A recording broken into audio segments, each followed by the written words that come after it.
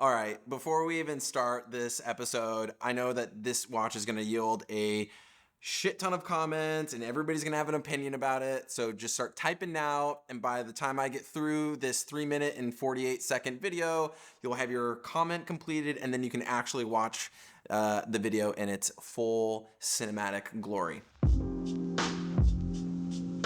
Chrysoprase. Chrysoprase. Chrysoprase. Chrysoprase.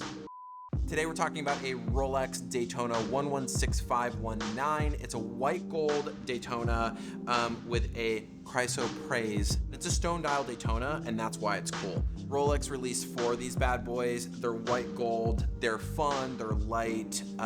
They kind of remind me of Easter eggs in a weird way, but there's 4 stone dials essentially. You have the green dial, the blue dial, a yellow dial, and then a pink dial. And then they also came on these very rare, very expensive, very hard to find colored lizard straps which match the color of the dial. And also they make the watch. So the thing is if this strap wears out and you need to find another one, they're really hard to find and they're really expensive. Kind of cool, kind of a pain in the ass. It's not your stereotypical Daytona. It's in white gold, which I think is very elegant, and also this being a very like poppy, colorful dial in a white gold case is kind of nice. There's a nice balance there. The white metal allows for the dial to speak for itself, and that's really what makes this special. The other thing that's interesting about exotic dial or stone dial Daytonas in the modern era is that they will either feature diamonds, their gem set, or they feature Roman numerals. And to my knowledge, it's the only Daytona to possess a Roman numeral dial.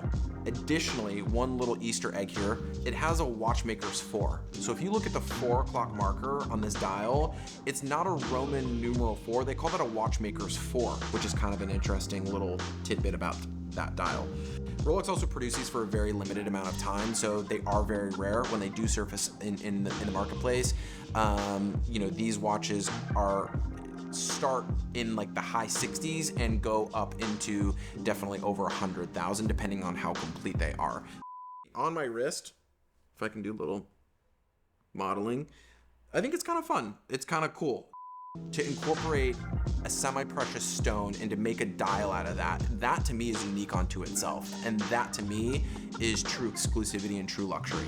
It's fun, it's funky, it's tasteful, but also kind of like silly at the same time. This is kind of ridiculous, but now I think it's kind of cool. There's a novelty element to that. So highly collectible, really cool watch.